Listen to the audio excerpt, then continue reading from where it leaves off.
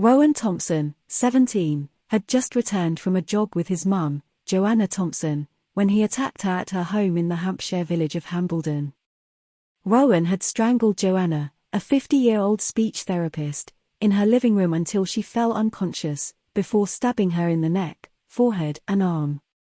At 12:45 p.m. on the 1st of July 2019, Rowan phoned the police and said, "I've just killed my mum. I strangled her and I've been stabbing her with various knives and whatnot." Speaking outside court, Rowan's father, Mark, claimed more could have been done for the teenager during stays at 2 mental health units before the attack. He said Rowan identified as non-binary but was placed into a unit that segregated boys and girls. Mr. Thompson said his son Rowan was troubled, and had been failed by the system. He said Rowan had loved Ms. Thompson to bits and knew the attack was wrong. Before the attack, Rowan was never aggressive, liked fencing, climbing, the Rubik's Cube and wanted to become an architect, Mr. Thompson added. The inquest was told that Rowan was visiting their mother for the weekend, having moved to live with their father, a magician, in Barnsley, South Yorkshire.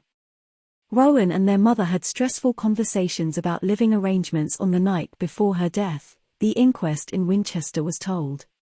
In a clip of the 999 call played in court, the teenager can be heard saying, "I've just killed my mum. I need someone to arrest me as that's what you do and an ambulance would be nice. I strangled her and I've been stabbing her with various knives and whatnot. She's not breathing, bring a body bag or whatever you do. I'm 99.9% sure she's not breathing." Rowan had told police he felt strange and was on autopilot at the time of the attack. Dr. Basil Purdue, a pathologist, concluded that although Ms. Thompson was unconscious, her heart was still beating when Rowan stabbed her 118 times. Dr. John Sanford, a psychiatrist, said Rowan had minor autism, but added there was nothing to suggest the teenager was suffering from abnormal mental functioning. But Mr. Thompson claimed 2 other psychiatrists had opposing views and believed the teenager was mentally incapacitated. Rowan was due to stand trial at Winchester Crown Court in October but was found dead at a secure hospital in Greater Manchester a few days before. Police said the death was not suspicious. The coroner, Jason Pegg, recorded a verdict of unlawful killing.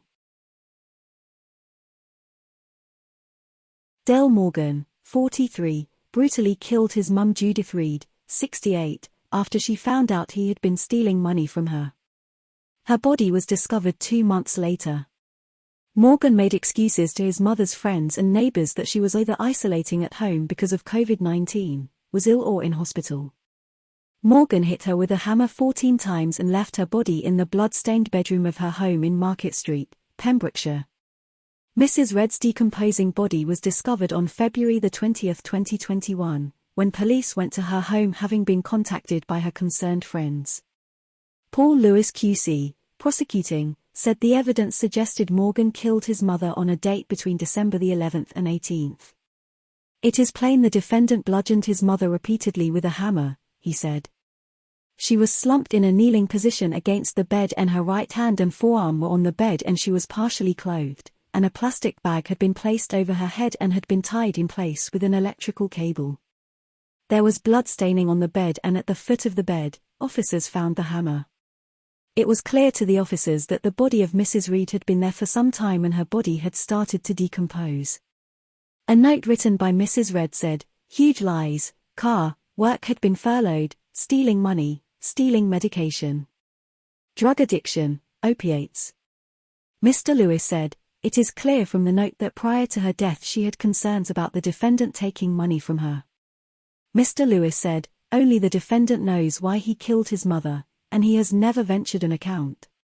A post-mortem examination found she died from blunt force trauma head injuries. Morgan, of Honeyborough Green, Pembrokeshire, had previously pleaded guilty to murder.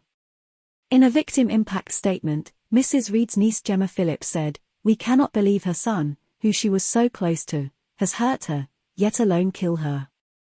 Judith loved Dale and stuck up for him throughout his life.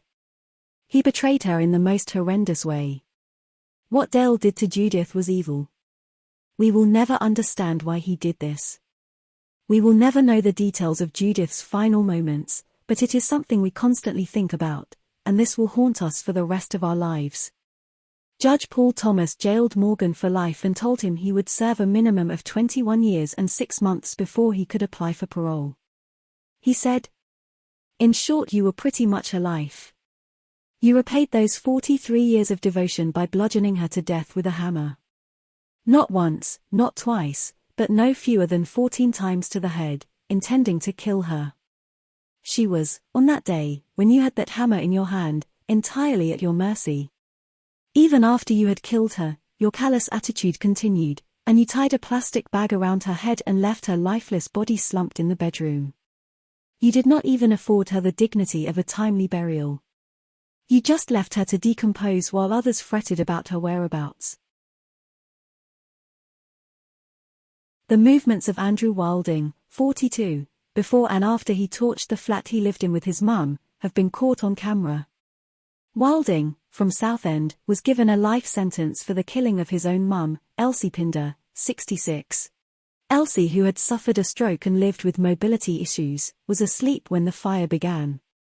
She was rescued by emergency services but, due to inhaling toxic fumes, she suffered a heart attack and multiple organ failure and died from her injuries.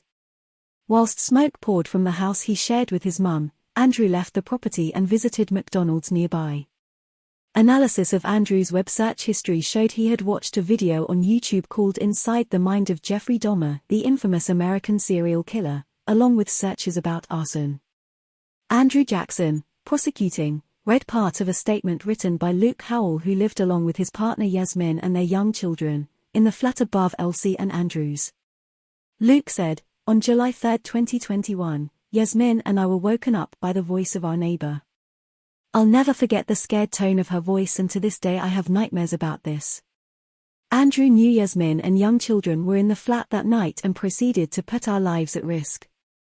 He continued, "Since this incident I have taken a personal responsibility for not having been able to get Elsie out of the property. I did try my hardest and I am haunted daily by what I saw." Luke finished his statement, saying, "I am a proud man, but Andrew Wilding has broken me, as he has caused me to break down emotionally and mentally."